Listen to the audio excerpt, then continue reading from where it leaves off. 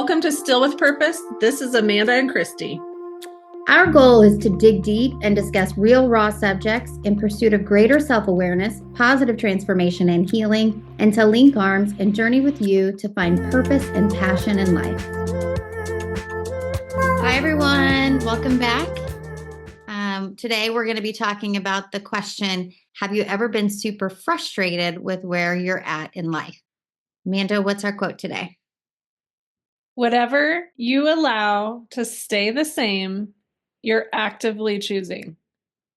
And this quote is so brutal, in my opinion, because it holds you accountable for where you're at. And if you're in a state of just complaining and not happy with really anything that's going on in your life, you're not pleased, you're not satisfied in every area of your life, this is the quote to look at. Like, this is something to truly ponder. You are choosing that. You are the main character of your story. You are the chooser of these things. Yeah, that's so true. I mean, everything is a choice, even inaction, right? If you're not doing anything, you're making the choice to not do anything. Yes. If you're complaining, you are choosing to be unhappy in whatever situation you're complaining about. You're choosing to not have the conversation. You're choosing to be devalued. You're choosing all of it. If you're complaining about your body, it's all up to you. No one can wave a magic wand and make you healthy.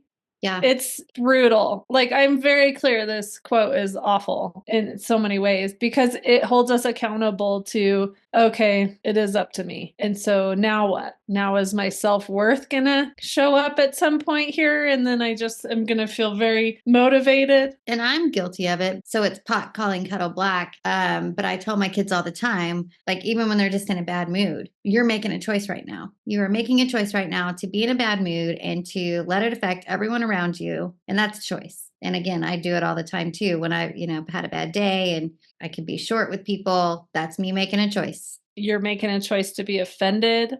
You're making a choice to be easily angered. It's all on us. And well, plus when you have this truth, isn't there a scripture that talks about once you know the truth, you're now accountable for it? And I think that's why this quote bugs me so much, is because I just brought out such a huge truth that now you have to be accountable for it. So sorry about it. But again, not sorry, because this is part of you creating your unapologetically you life and being the best you can be, which includes having the fruit of the Spirit and being a lovely human for people to want to hang around. We've talked a lot about where you're at today is because of all the choices you've made in your life. And those can be big choices, but this can even be small choices, but it's the same thing. Every choice you make leads to a certain outcome. And like I said, inaction, doing nothing, leads to a certain outcome. We're responsible for all the choices that we make, big or small. Yeah. So it comes down to a thought of, if you have full intention of having a spectacular, happy life and you will not settle for anything else, all this stuff drops away. You give up a ton of stuff because you're just like, hey, that's not worth my joy being stolen for. Or I need to have a conversation right now because I know that I'm going to make up 470 stories by next Friday when I see that person. So I might as well just have the conversation now and just be wrong about all my what ifing. And just save myself the loss of joy for a week. So if I'm upset about something, I'm choosing to sit on it for a week. I think it's important, though, to note, what are you basing a joyful and happy life on? It can't be self-proclamation or material things like we've talked about. That's not the joy and happiness that we're referring to or that I'm thinking of. It's the joy of being open and honest in your relationships and no shame or guilt between you and God. That's the joy. Yeah. And it's like having a clean record, a short record of wrongs. You're clean and clear in your relationships. When you start getting further on down the line in the healing department, a lot of this this stuff you can just take to God in your journal and just move on. Like, he knows you feel all that crap, so you might as well just hash it out with him. I have cussed in my journal at God, and it's like, well, that's what's in my heart, so I might as well not hide it. It's not hidden to him. But eventually, through my journaling every morning, which is something I do that comes easy to me, that I love, and I feel like that's how he talks to me, is through my writing. I clean it off and clear it with him. I don't have to take it into my day, or I give it all up to him. Like, you know what's happening right now in this situation. Help me change my attitude so that I can enjoy this situation. And please bring forth a conversation to where we can have a clearing on this, or change my heart. Help me see that I'm actually viewing this not probably correct. And God can do that. I think we forget a lot of times God can do anything. Our problems seem so huge, but literally God can do anything. So praying for an opportunity to have a conversation is minuscule to God. I can do it very easily. Absolutely. But he can only work with a person that doesn't need to be right. Mm-hmm. I love that all these podcasts are just going to keep circling back to the same truth, which is the need to be right is literally killing all your relationships, your success, everything. Give up the need to be right. There's some battles that are worth fighting on the hill, but there's so many that are not worth your joy being stolen. And I have huge accountability because I'm in leadership in a personal development seminar. So you can imagine I can't show up with all the easily offended and not working on my own healing and crap, my crappy attitudes or whatever. But if I'm in a victim mode or mad at things that are happening, my accountability is so strong and thick that I've literally been told, you have 10 minutes to vent about this, give it your all, and then I want you to come up with a solution at the end. It's like, okay. Okay, cool. I can do that because I'm committed to not feeling this way or letting my joy being stolen. Or they'll say something like, you've been complaining about this for weeks. What are you going to do to change it? It's like, dang, dude. Mm-hmm. Well, actually, I just wanted to be a victim for a month. Do you mind?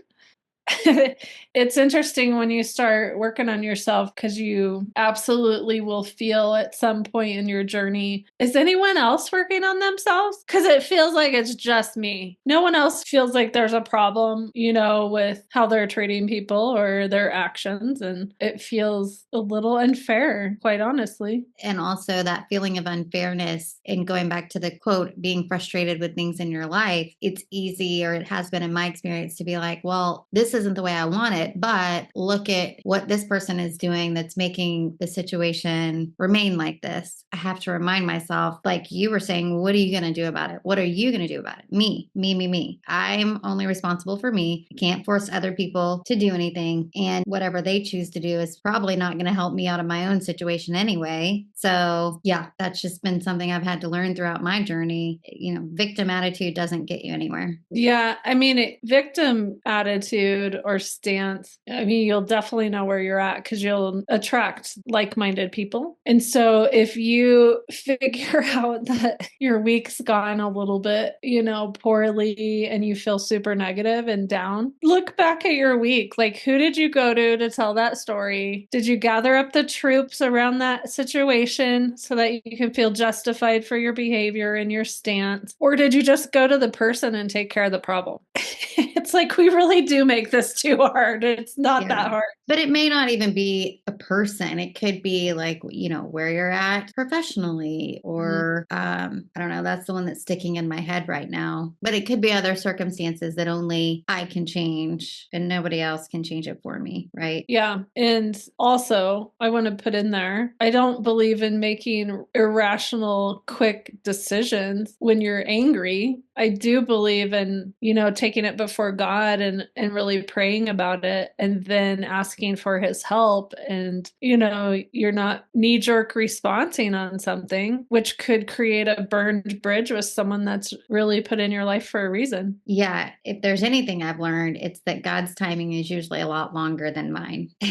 And so doing something suddenly is, which I tend to want to do. I like to take care of things, do it quick. So that's something I really have to strive to be patient and to remind myself God's timing is most likely much longer and slower than mine. Indeed. I definitely was in a situation about a year and a half ago where if I would have knee-jerk response because my boundaries don't allow toxic behavior in my life, I would have actually walked away from a situation that ended up being very lucrative financially for me for another year and a half. I would have exited too soon because I needed to be right that I'm not going to be treated that way. So when I went to God, I can tell you right now, I wasn't happy with what he said because I think he said over and over in like several devotions over several weeks, wait.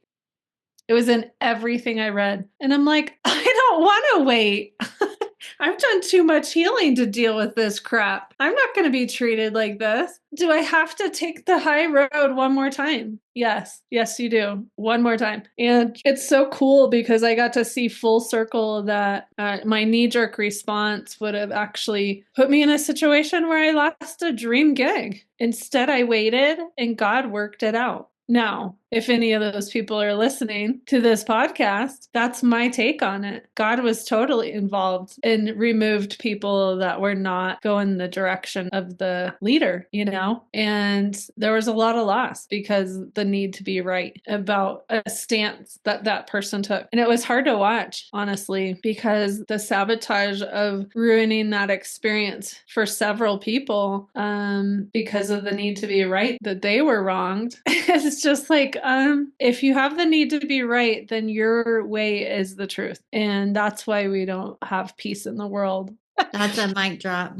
But ultimately, it is way easier to complain and blame. It's a total scapegoat for you having to be personally responsible for your choices. Yeah. So going back to my friendships that keep me highly accountable, which I have chosen because I want to be growing. If I don't plan on changing and I'm going to keep my stance on a situation, those high accountability friendships will be lost because they are holding me to a standard that's higher than I'm choosing. And so my friends know I'm capable of pulling my head out. I get to choose in what time frame that is. But by golly, I definitely choose way quicker than I used to. I mean, I have situations, 10, 20 years ago that would take me out for months. Yeah, I'm sitting here thinking about situations where I have the feeling, oh, I want to be done with this and walk away from it. So I get torn. Do I have patience and wait for God to let things unfold as they're supposed to? Or do I, like you said, make a quick decision? But then I also kind of relate that to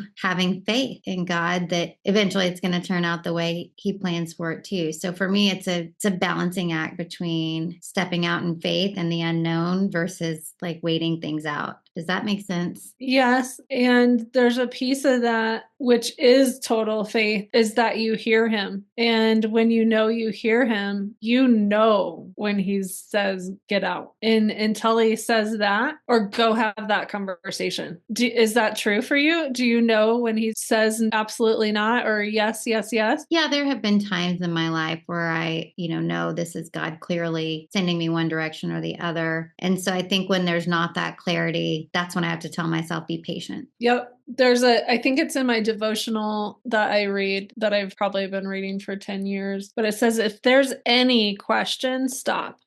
And I don't want to read that because there is questions all the time. Right. I just want to get this taken care of. I want to be right that I've been wronged. I want to be right that I deserve an apology. I want to be right that this is not okay, how this is going. And then once I give up that need and actually submit to God's authority, then I can say, okay. Then he says, wait, I got this. Wait. Okay, well, we all know in the Bible stories of people waiting for 40 years in a desert. I don't want to wait for 40 years in a desert. But it's so cool when he tells you to do this specific thing. And I think that's just the journey of getting to know him. It's character building. It's like, okay, yeah, you're going to choose what you want. I didn't make you a robot, so let's see what you choose now. But it's so endearing to him for you to suck it up and trust that he's got it. Right. It's not easy. I am not talking about easy things for sure. So, it's funny because I think we've kind of turned this on its head. In one sense, if you're complaining about something, then you're choosing it. But on the other hand, it might be that the answer is to wait. Well, it's always to let God have his way, but that might be waiting and doing nothing. Yes. And I think when you give it to him, he actually changes your heart around it. So going back to the quote, whatever you allow to stay the same, you're actively choosing. You're not choosing the same by saying, God, I need your help. Because I have run this show and it's not working. I hate my job. I hate everyone around me. I'm not happy in my marriage. I don't like my kids. So it's like, okay, I am choosing that attitude. So hopefully when you go to him, you're actually coming from a place of like, hey, God, I know I've created all this. I know all my choices. These are the consequences of my choices. So help me not be such an a-hole in life and figure out how to do this, how to not be easily offended. Or how to not feel like it's up to me to make the choices. Surrender. Yeah. I feel like I've been in a surrender trust fall. If you've ever done a trust fall in ropes courses, I feel like I've been in a surrender trust fall for 2 decades with God. It's been a journey of just releasing my need for it to look a certain way. And every time it does not look the way I thought it would. Not half the time, every single time. Because he's actually way more creative than us. We have very small brains and capacities compared to God. Yeah, I think the way God works things out a lot of times is nothing like we could have never even dreamed that up, right? No, I mean, we literally couldn't. Mm-hmm. And same thing through my spiritual journey as an adult, surrendered to God and said, hey, exactly what you're saying. A lot of the choices that I've made have served me wrong, have not served you, Lord, have not served other people. And so this is me giving it all to you. Yeah. I think that's a very humble place to come to. People ask me how I got through probably the biggest betrayal of my life. And I said my prayer for probably 3 years straight was nothing more than help me, because I literally had nothing. I had no earthly idea how I would get through the darkness that caused. And here I am, still kicking. The Bible says that we have to come to God like little children. And I think that's exactly what we're saying. Just, I can't do it. Just like a child. God, you take it all. Yeah, I think he waits for you to request something of him. And he totally knows we're going to choose everything we choose. He knows everything about us. And there's a part in, I've talked about The Shack being my favorite movie and book. And there's a scene where God's like, I knew you were going to choose that like 75 times. And I still loved you every single time. And it's just like, oh my gosh. It's like you're a baby and you're crapping your diaper. He's like, I knew you weren't going to be a toddler for 3 more years. So I was ready to change your diaper. I knew you were going to crap yourself.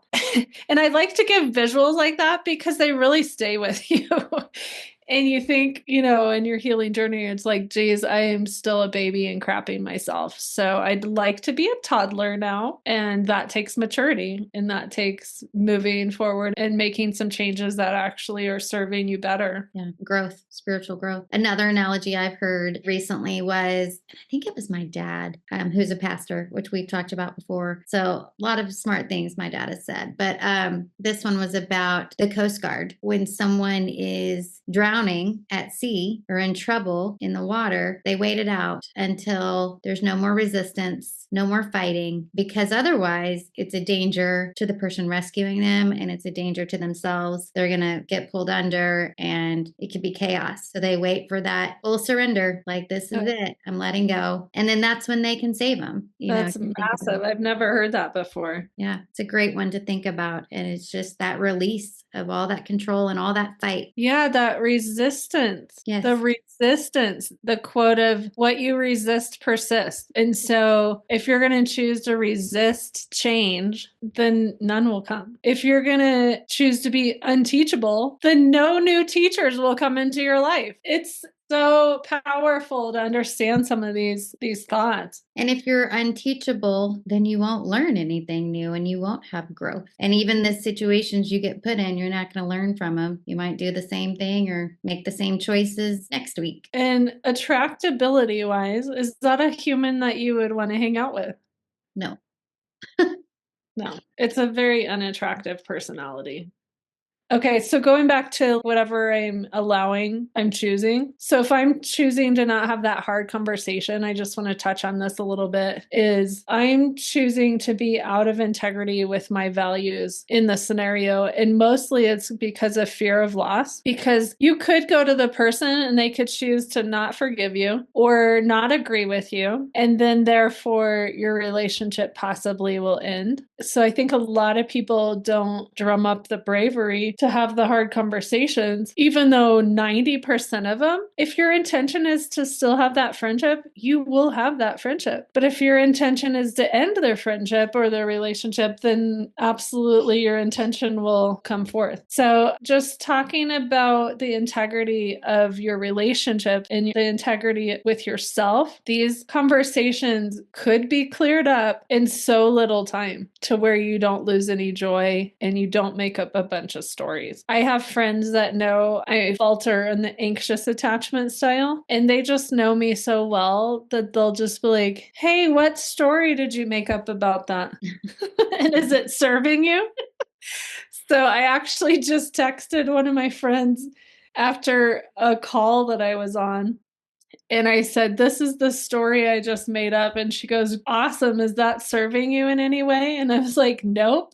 She's like, cool. Have a good rest of the day. Like, it's like, just take care of it quickly. Just self-awareness is the key to all this, is just really noticing, hey, I'm choosing to be angered or easily offended. And is it something I can let go? Or do I need to have a quick conversation? A lot of times people will be like, that is not what I meant at all. Actually, I'm sorry you actually told yourself all of that, because none of it's true. And also, I mentioned it in our last episode, but sometimes I think we're not wanting to hurt other people's feelings and we feel like we're being the bigger person by not having the conversation. But in reality, it's more hurtful to the person and to you not to just say it and be open and honest. Yeah. And as a friend, I would want someone to come to me. Like, it's their responsibility to not be easily offended by me. And if they are, I would absolutely expect them to come to me, especially with humor. If they didn't get my joke or something, or what I said in any realm,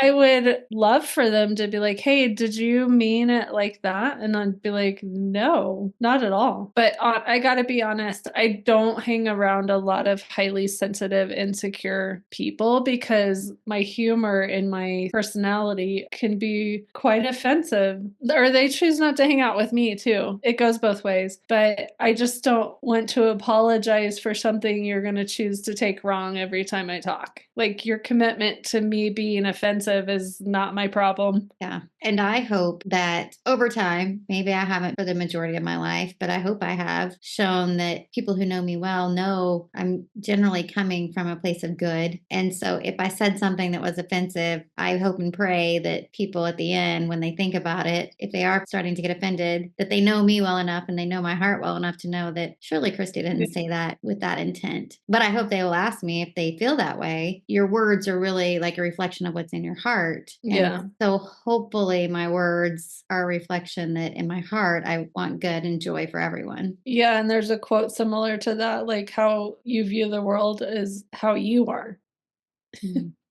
So if you're not in a good place, you're probably viewing the world as very negative. It's all great tools. I mean, that's why this podcast is so exciting for me, because I've hung around people that are in seminar rooms for almost 20 years now. And this stuff is like it is my first language, honestly, at this point. My kids were raised on these tools and ideas. So I would love to share them with people that have not done any personal growth. That makes me happy, because I've paid, I don't know, especially when I was married and we both went through the work, we probably put down $50,000 for these tools. And by the way, repetition is the only way you remember something. So I've had these things repeated to me for over 20 years, and I still haven't arrived, guys.